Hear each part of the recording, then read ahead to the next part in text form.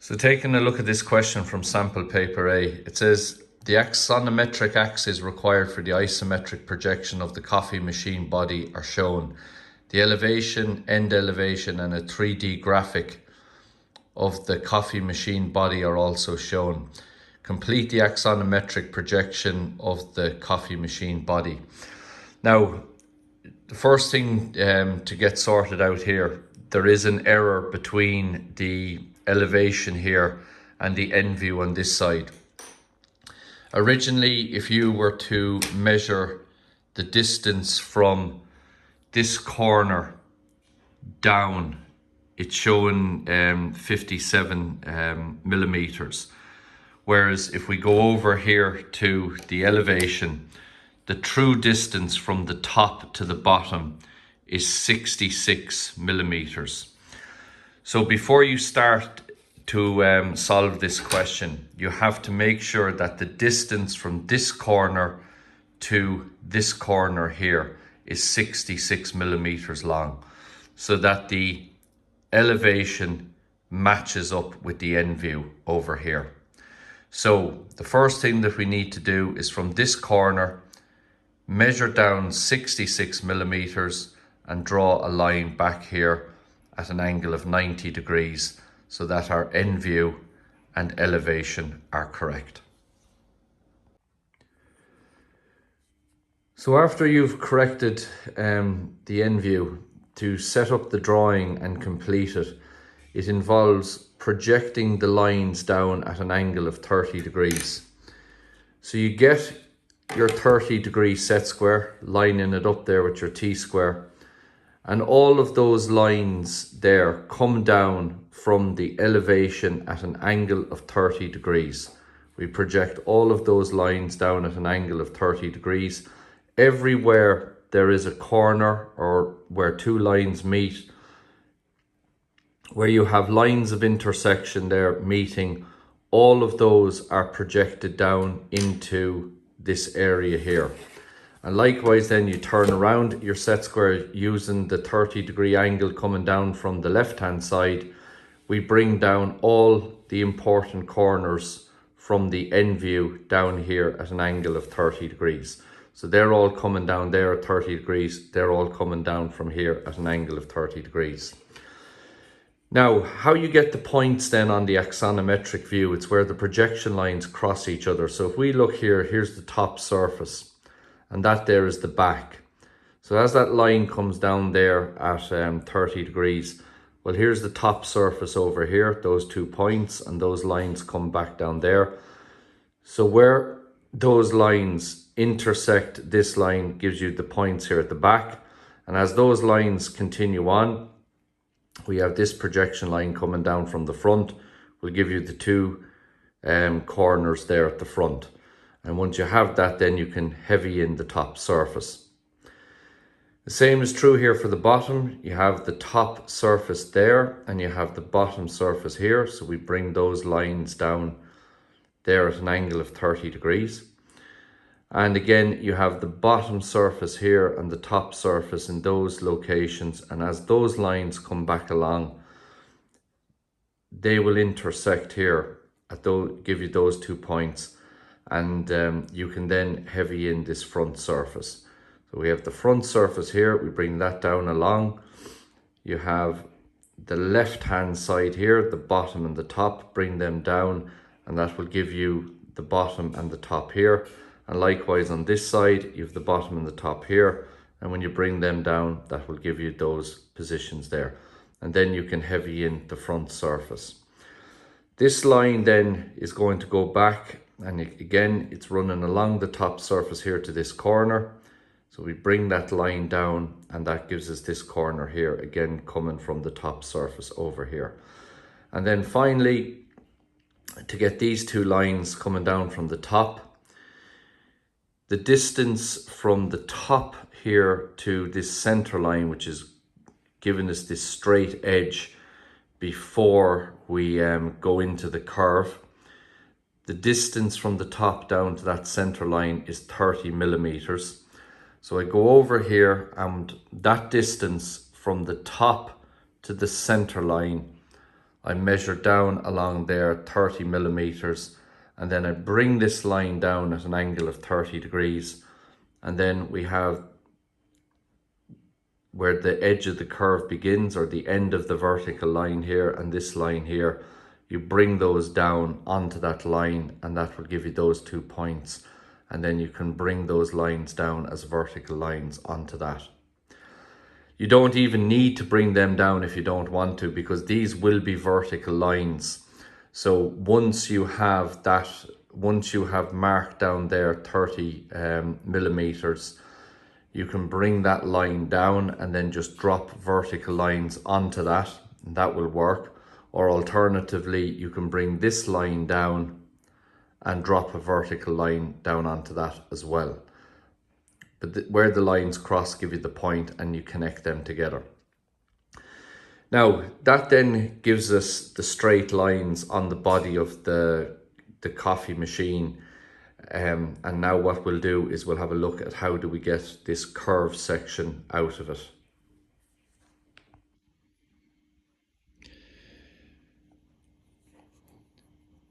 So how we solve the curved portion is this area, the semicircle, has to be divided up into 6 equal parts. So using your 45-degree set square and putting your 45-degree set square in line with the base of the coffee machine, use your 60-30 degree set square and just again turn it around to divide up the semicircle into 6 equal sectors, and label them 0, 1, 2, 3, 4, 5 and 6.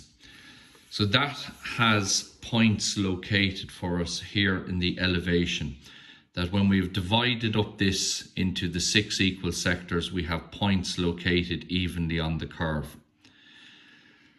Now those points have to be found on this side here. Now we already have the position of 0 and 6. By measuring down 30, like I stated before, that gives us the location of 0 and 6. So when we go over here and you measure from this corner down 30 millimeters, that then is 0, 6 located in this area here. But to find 1, 5 and 2, 4, it's very simple. The distance, if you connect a line from 1 over to 5 and 2 over to 4, that then will give you a distance from the center down to this line, which on the drawing works out as 18 millimeters. And then from here down to this point, it's going to be 31 millimeters to find where 4, 2 is. So what we do is, working from the line that contains 0 and 6 to find the position of 5, 1. From the center, it is down 18 millimeters. So we go over here, and from 0, 6 down to 1, 5, we mark down 18 millimeters. Then we go back again from the center line here, from 0, 6 down to where 2 and 4 is. That distance is down 31. So we go over here, and from 0, 6 down to 2, 4, you mark 31 millimeters. And then the very bottom corner is 3.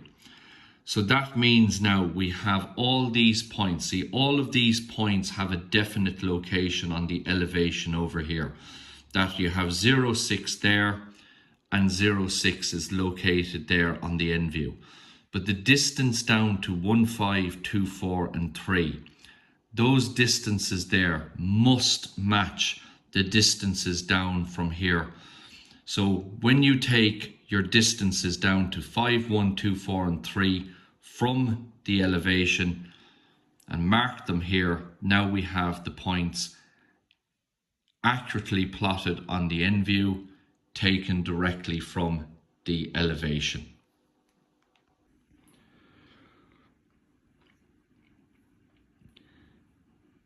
Once we have the points located here in the elevation and over here in the end view, what we do now is, again, these points are brought down at an angle of 30 degrees from the end view, and they're brought down at an angle of 30 degrees from the elevation.